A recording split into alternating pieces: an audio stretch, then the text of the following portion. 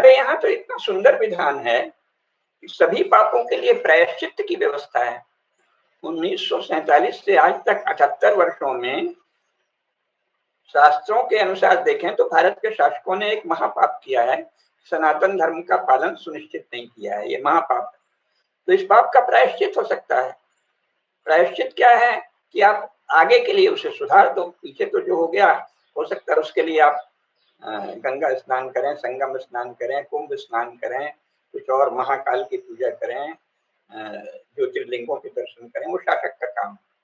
हमने तो कहा है कि अगर अच्छा शासक आए तो उसे चाहिए कि जिन लोगों ने ये सब किया है उनके उत्तराधिकारियों की संपत्ति का एक अंश कुर्क किया जाए और वो धर्म रक्षा कोष में जमा किया जाए। यही धर्म सम्मत है। लेकिन मान लीजिए कि इतने वीर, इतने तेजस्वी शासक अभी भारत में नहीं दिखते कोई, तो भी ये बात तो हो ही सकती है कि वो क्या करे। अभी के जो शासक हैं, जिनमें न तो हमारे पूर्वज राजाओं के जैसा साहस है, न तेजस्विता है, न शास्त्र ज्ञान है, न धर्म ज्ञान है, न धर्म विवेक है, न धर्म पर अडिग रहने का संकल्प है, न धर्म के विषय में श्रद्धा है, भावना होगी। मंदिरों में जाके पूजा पाठ क्यों करते हैं पता नहीं। हो सकता है कि वो उसके विषय में रहस्यमय भावना रखते हो कि इससे हमारा जन्म सुधरेगा, अथवा जनता, हिंदू जनता प्रभावित होगी। दो कारणों से हमारे शासक लोग मंदिरों में जाते हैं।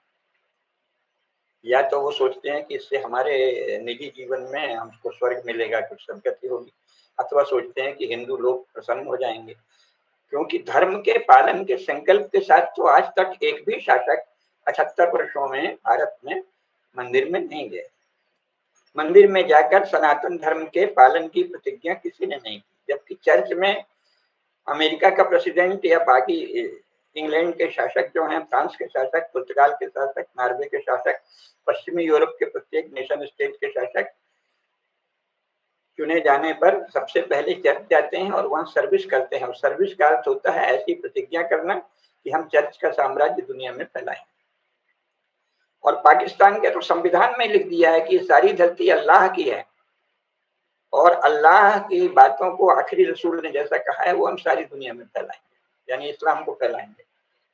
ये तो उनके संविधान में लिखा है। बांग्लादेश के, अफगानिस्तान के और पाकिस्तान के, जो अभी कल तक भारत का हिस्सा थे, अंश थे, और भारत का हिस्सा अर्थात सनातन धर्म के मानने वालों का हिस्सा जबरन छीनकर ये तीन नेशन स्टेट सनातन धर्म के विरुद्ध बनाए गए हैं। तो भारत के शासक ने तो एक भी दिन किसी मंदिर में जाके ये घोषणा नहीं की कि हम सनातन धर्म का पालन सुनिश्चित करेंगे, क्योंकि यही हमारा धर्म है। और संविधान की मूल भावना भी यही है। अगर कोई अच्छा शासक हो तो वो ये देख सकता है कि संविधान की मूल भावना इसके विपरीत नहीं है। इसी संविधान की, जैसा मैंने बार बार बताया, संविधान से शासन नहीं चलता, शासकों से शासन चलता है। शासक संविधान का उपयोग करते हैं और दुष्ट शासक संविधान का दुरुपयोग करते हैं। और कांग्रेस में राजीव गांधी के बाद लगातार जो लोग शासन में आए उन्होंने संविधानों का दुरुपयोग किया। जवाहरलाल नेहरू, इंदिरा गांधी तक। इंदिरा गांधी ने पहली बार दुरुपयोग किया संविधान का, जब उसमें सेकुलरिज्म और सोशलिज्म लगाया, महापाप किया। और इसके बाद राजीव गांधी को तो ज्यादा समय नहीं मिला और वो ज्यादा समझ भी नहीं रखते थे, हवाई जहाज उड़ाते थे, अच्छे आदमी थे, लेकिन कोई उनको राजनीति की आकांक्षा नहीं थी, है ना, लालसा नहीं थी प्रारंभ से। तो जबरन जैसे किसी को बैठा दिया गया, जैसे किसी नाबालिग लड़के को बैठा देते थे ना पहले गद्दी पे, तो ये बौद्धिक रूप से राजनीति के सदस्य तो अपरिपक्व ही थे, तो उनको बैठा दिया। तो और उनके जाने के बाद सरासर अधर्म का काम होने लगा। कांग्रेस के जितने भी राजीव गांधी के बाद प्रधानमंत्री हुए, नरसिंह राव, मनमोहन सिंह, इन्होंने तो सनातन धर्म के नाश के लिए योजना पूर्वक काम किया, महापाप। तो फिर वही प्रश्न आ जाएगा कि आपकी सब बात सही है, लेकिन अब क्या किया जाए। तो ऐसा तो है ही नहीं। सनातन धर्म तो सदा प्रकाश देता है, और प्रकाश का अर्थ है सत्व, सात्विकता का प्रसार। समाज में सात्विकता का प्रसार ही प्रकाश को फैलाना है। क्योंकि सत्व से क्या होता है, सुख होता है। सत्वम सुखे संजयति रजे कर्मणि भारत, है ना। रज से, रजोगुण की अधिकता से सक्रियता आती है और सत्व की अधिकता से आनंद और सुख होता है, बोध होता है, प्रकाश होता है। तो सत्वम सुखे संजयति, सत्व सदा आनंद का प्रसार करता है। तो प्रकृति के रंजन के लिए आवश्यक है कि राजा सत्व का प्रसार करे शासन में, बोध का, ज्ञान का, स्पष्टता का, बौद्धिक प्रकाश, क्या हो रहा है और क्यों हो रहा है। अभी तो शासकों ने 78 वर्ष से प्राय ये किया है कि जनता को किसी एक मुद्दे पर अचानक भावनात्मक रूप से बरगलाना, गरीबी हटाओ, हम बैंकों का राष्ट्रीयकरण करेंगे, हम अमुक काम करेंगे, बस इसके आधार पे बहा ले जाना, या सीमाओं की रक्षा का सवाल है, देश का सवाल है, इसको लेके बहा ले गए। विवेक को, प्रकाश को नहीं फैलाया। तो राजा का तो मुख्य काम है कि धर्म को फैलाए, प्रकाश को फैलाए, सत्य को फैलाए, वो तो नहीं हुआ। तो भी क्योंकि चिंतन मनन हो रहा है, तो अभी क्या किया जा सकता है, तो क्या इसी ढांचे को बनाए रख के उस दिशा में प्रयास हो सकता है? निश्चित ही हो सकता है। 20 तरीके हैं और दुनिया में हो रहे हैं। पहली बात तो कि जहां की आपने नकल मारी है, टीपी है, बी.आर. राव जो वास्तविक संविधान निर्माता हैं, वो भारतीय प्रशासनिक सेवा जो अंग्रेजों की थी, इंडियन सिविल सर्विसेज, उसके एक प्रशासक थे और उन्होंने बड़ी निष्ठा से इंग्लैंड की सेवा की। तो 1909 वाला संविधान भी बनाने में उनकी भूमिका थी, शायद कि नहीं थी, पता नहीं। 1919 वाले, 1909 में तो शायद वो सर्विस में नहीं आए थे। 1919 और 1935 में जो एक्ट बने, इसमें उनकी महती भूमिका थी। और बाद में ये जो संविधान है, ये 1935 का ही एक ड्राफ्ट है, 1935 की नकल में ही बनाया गया है, उसी के सहारा लेकर। और वो भी बी.आर. राव ने, वास्तविक संविधान निर्माता बी.आर. राव हैं, ये स्वयं डॉक्टर अम्बेडकर ने कहा। तो उन्होंने जो संविधान बनाया, उसके अनुसार भी वो तो उन्होंने वो बनाया जो जो शासक थे उनका जो संकेत था, क्योंकि वो तो अफसर है ना, प्रशासक। अगर वो, वैसे तो वो ब्राह्मण थे, तो अगर उनको कह दिया जाता कि अपने मन से पूरा बनाओ, तो वो तो सनातन धर्म वाला ही बनाते, सनातन धर्म की रक्षा का ही संकल्प लेते, उनमें संस्कार थे सनातन धर्म के। लेकिन उनको तो कहा गया ऐसे ऐसे बनाओ, तो वो अफसर ही तो थे, प्रशासक जी साहब। वो उन्होंने वो ड्राफ्ट का रचा जो वायसराय का संकेत था और जो संविधान सभा के माननीय सदस्यों का, अधिकारियों का, अधिकारी मतलब उस समय संविधान सभा के जो पदाधिकारी हैं, अध्यक्ष, सदस्य आदि, उनका जो निर्देश था वैसा उन्होंने बनाया। तो संविधान कैसे बना? संविधान सभा के सभी सदस्यों के निर्देशानुसार एक प्रशासक बी.आर. राव ने तैयार किया। यह है संविधान। तो संविधान के मूल निर्माता तो संविधान सभा है और उसका व्यावहारिक स्तर पर काम करने वाले बी.आर. राव हैं। तो बी.आर. राव ने वो बनाया जो कहा गया था। तब भी इस संविधान में भी बहुत गुंजाइश है, अगर कोई करना चाहे। जैसा मैंने बताया ना, संविधान से शासन नहीं चलता, शासक ही संविधान चलाते हैं। तो इसमें क्या हो सकता है? पहली बात तो ये है कि इंग्लैंड का ही सीधे अनुसरण कर लिया जाए। तो इंग्लैंड में क्या है, इंग्लैंड के जो बहुसंख्यक हैं, इंग्लैंड का बहुसंख्यक समाज प्रोटेस्टेंट क्रिश्चियन। तो इंग्लैंड का जो क्राउन है, क्राउन का अर्थ होता है राजा हो चाहे रानी, वो क्राउन, मुकुट है। इंग्लैंड का क्राउन, ये वहां के शब्दावली है। इंग्लैंड का क्राउन प्रोटेस्टेंट चर्च का ऑफिशियल लीगल पैट्रन है, यानी बहुसंख्यकों के रिलीजन का अधिकृत विधिक संरक्षक। प्रोटेस्टेंट चर्च का संरक्षक कौन है? इंग्लैंड का क्राउन।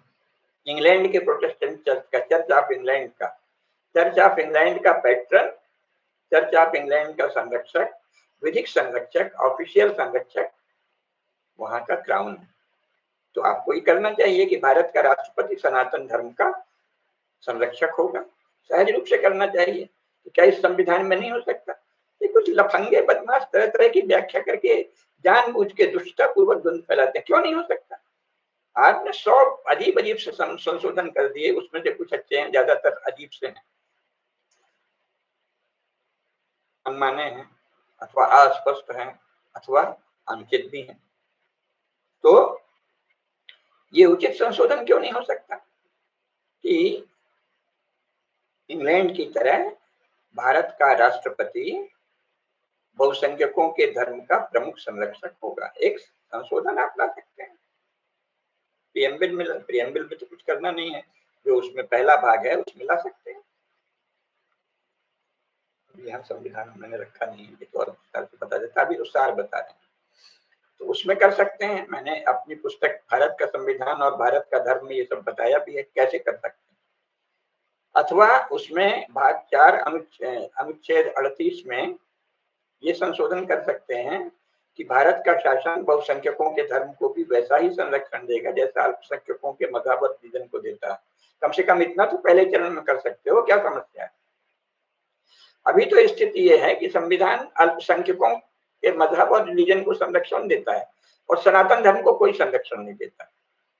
तो व्यावहारिक रूप ये है कि सरकारी खजाने से कुरान, हदीस और बाइबल पढ़ाने के लिए पैसा दिया जाता है, जिसमें यह पढ़ाया जाता है कि हिंदू धर्म का उच्छेदन कर दो, ये तो अंधविश्वास है, पिछड़ा है। सरकारी खजाने से, वो सरकारी खजाना कंसोलिडेटेड फंड ऑफ इंडिया, जिसमें सबसे बड़ा अंश सनातन धर्म को मानने वाले हिंदुओं का है। यानी हम ही से पैसा लेके, हमारे ही टैक्स से आप उनको पैसा दे रहे हैं, उनको अंश दे रहे हैं, अनुदान दे रहे हैं, जो हमारे धर्म के नाश की दिन भर घोषणा करते हैं और प्रतिज्ञा करते हैं और योजना बनाते हैं और कार्य करते हैं। ये तो कोई दूसरा देखे तो कहे कि ये तो पागलों का जैसे झुंड है। ऐसे घटाटोप करके और शासन के बल पे प्रभुता फैला के, प्रचार करके, वातावरण बना के, आभा मंडल बना के वो दिखाना कि बड़ा चमत्कार है, अद्भुत है, इससे तो नहीं होता ना। जरा भेदने की दृष्टि नागरिकों में विकसित होनी चाहिए। जब भेदिए तो लगेगा कि ये तो क्या चल रहा है, ये कोई पागलों का झुंड है क्या, ये बना क्या रखा है? बहुसंख्यकों के धर्म को कोई संरक्षण नहीं सरकारी खजाने से, और सरकारी खजाने से उन मजहबों और रिलीजनों को पैसा दिया जाता है, उस खजाने से पैसा जिसमें 80% अंश हिंदुओं का है, सनातन धर्म को मानने वालों का है।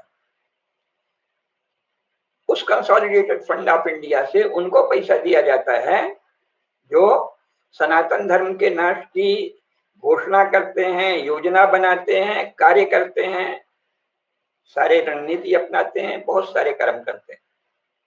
तो क्या है?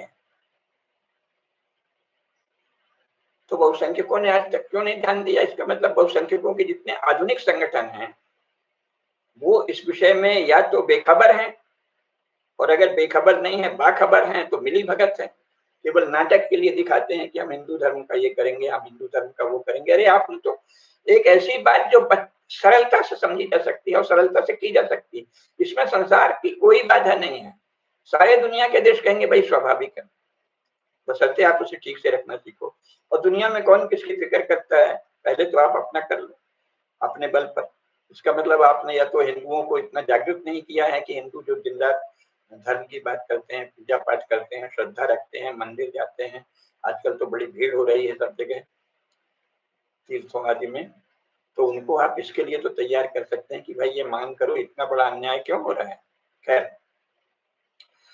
तो एक तो ये हो सकता है कि भारत के राष्ट्रपति स्वाभाविक रूप से बहुसंख्यकों के धर्म यानी सनातन धर्म को भारत में संरक्षक बने, उसके अधिकृत भारत के राष्ट्रपति सनातन धर्म के संरक्षक घोषित हों।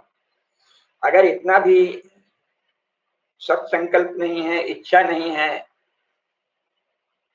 मजहबी उग्रवादियों और कन्वर्जनवादियों के नेताओं से कुछ धन सुविधा कुछ मिलता है, कोई लाभ मिलता है, नहीं मन है, तो इतना तो कर ही सकते हो लोक लाज रखने के लिए कि भारत का शासन, भारत का राज्य, इंडियन स्टेट बहुसंख्यकों के धर्म को भी उतना ही संरक्षण देगा, वैसा ही संरक्षण देगा जैसा वह अल्पसंख्यकों के मजहब और रिलीजन को देता है। इसके करने में क्या बाधा है? समझ ही नहीं आता। कोई भी बाधा नहीं। इसलिए ये नहीं मानना चाहिए कि कुछ हो ही नहीं सकता, सब हो सकता है, करने वाला चाहिए। और सनातन धर्म के पालनकर्ता जो नागरिक हैं, उनके जो प्रबुद्ध लोग, जनता को बर्बाद मत करो। संसार में कोई भी महत्वपूर्ण राजनीतिक परिवर्तन जनता ने नहीं किया, कोई भी। और कोई भी युद्ध केवल जनता नहीं लड़ती, पीछे से बोलते हैं जनता लड़ती है अपने अपने स्तर पर, लेकिन वस्तुतः तो योद्धा लोग लड़ते हैं, राजा लोग लड़ते हैं। और राजनीति के सारे ही महत्वपूर्ण निर्णय युद्ध से हुए हैं आज तक। और भारत में भी जो अंग्रेजों को यहाँ से जाना पड़ा वो युद्ध से, जो नेताजी सुभाष चंद्र बोस ने युद्ध छेड़ा था उससे भय के उन्होंने जल्दी से घबरा के अपने लोगों को, जो उनके विश्वस्त लोग थे, सेवक थे, अनुचर थे, जो कहते थे your most faithful servant, your most obedient servant, उनको शासक दे दिए। तो लिखित रूप से कहते थे। जवाहरलाल गांधी जी, सब लोग जो उनको लिखते थे, मेजेस्टी या हर मेजेस्टी जिसको भी, तो उसको अपने को कहते थे most faithful servant, most obedient servant.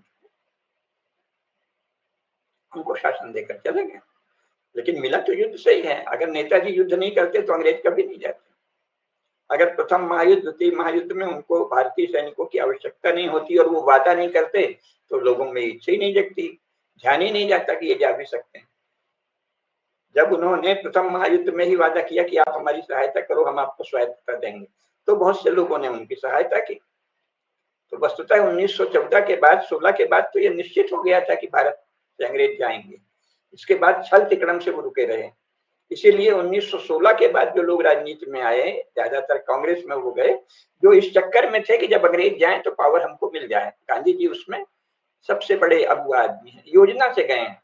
इसीलिए वो जनता के बीच अपने को वीर भी दिखाते थे, आंदोलन भी करते थे और अंग्रेजों से कहते थे हम आपके मोस्ट फेथफुल सर्वेंट हैं, ओबीडिएंट सर्वेंट हैं। और मित्रता रखते थे कि हमको तो किसी से द्वेष नहीं है। अरे तो आपको हिंदुओं से क्यों द्वेष है भाई? उनका धर्म क्यों नाश कर दिया? उनको क्यों मरवा कटवा दिया? विभाजित करके?